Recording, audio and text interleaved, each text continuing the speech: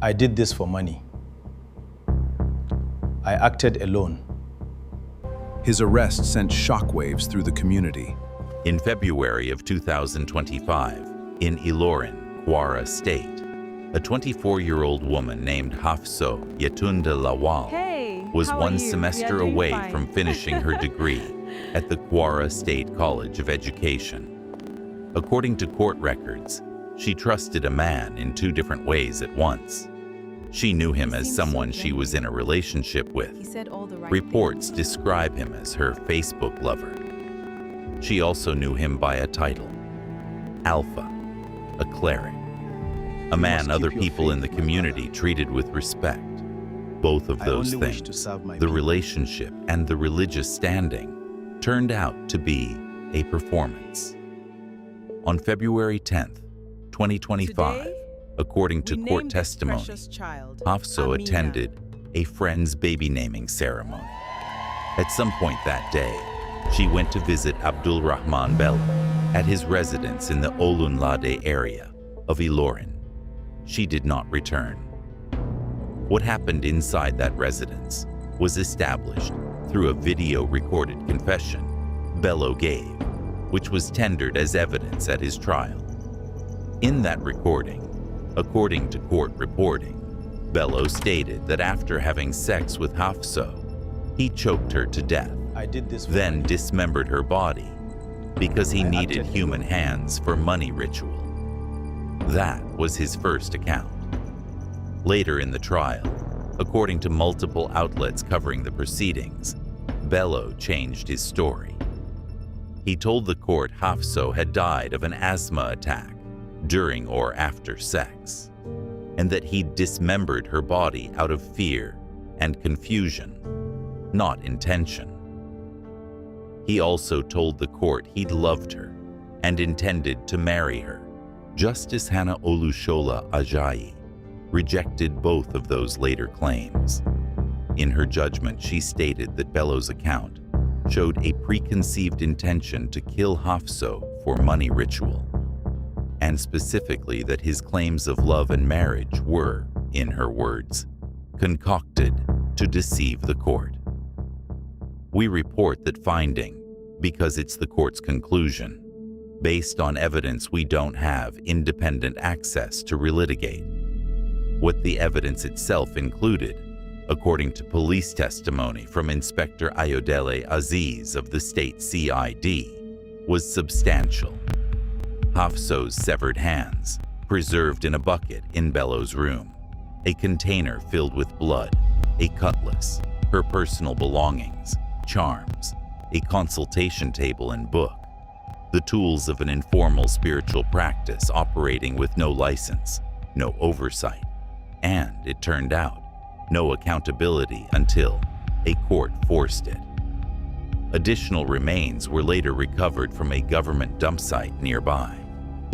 Bello was arraigned alongside 4 other men, Ahmed Abdul Wasiu, Suleiman Muhyiddin, Jamiu Uthman, and Abdul Rahman Jamiu, on a 5-count charge covering conspiracy, murder, possession of human remains, and rape. Here's where this case becomes about more than one man.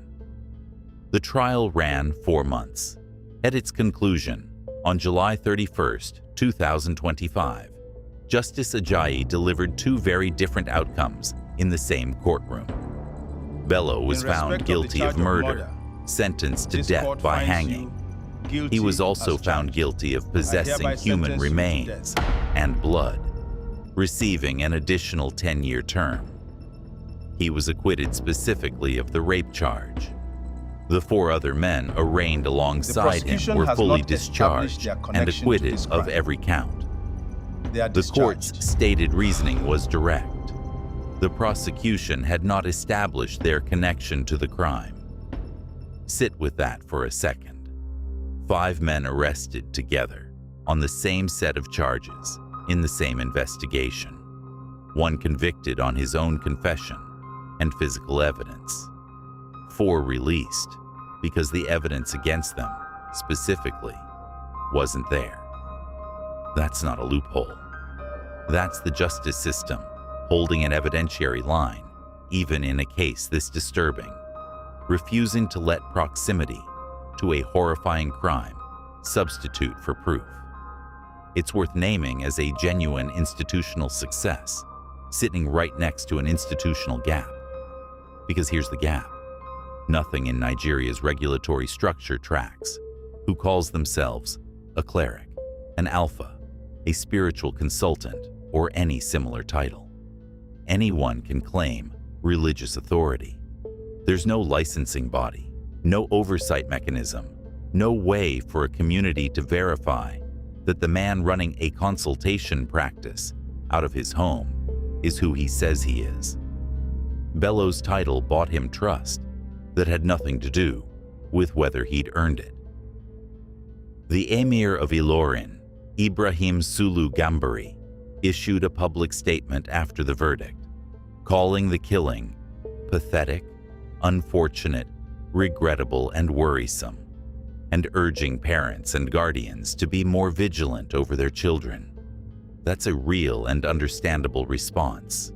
But vigilance from families can only do so much against a title that carries automatic social trust.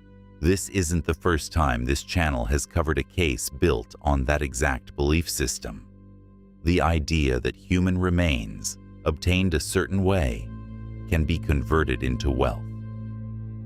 Nearly 30 years ago, in Owerri, a hotel gardener and a hotel owner built a similar operation, hiding in plain sight until a community-wide riot forced accountability the courts hadn't yet delivered. The mechanism has changed: a physical hotel then, a Facebook profile, and a home consultation practice now. But the underlying promise is exactly the same: unearned wealth in exchange for a life. 29 years apart, different generation, different platform, same core belief still operating in Nigeria right now. Hafso Lawal was 24, one semester from finishing her degree. She trusted a man because he presented himself as someone worth trusting. Twice over. That trust is exactly what got exploited, and it's exactly what this episode is asking you to think about. So here's the question we're leaving you with. Comment trust. If you think the bigger fix is teaching people, especially young people navigating relationships that start online, how to actually verify who they're trusting. Comment regulation. If you think the real gap is that Nigeria has no system at all for holding informal religious and spiritual practitioners accountable before something like this happens. Either way, tell us why. This is a conversation worth having in the comments, not just in a courtroom.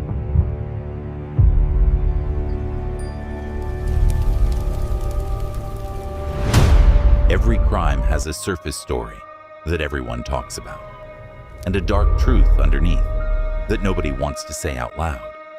The scandal, the culture, the people who made it possible, the system that looked away. Every Saturday, we go beneath the surface. Dark Chronicles. Africa. The crime, the scandal, the truth.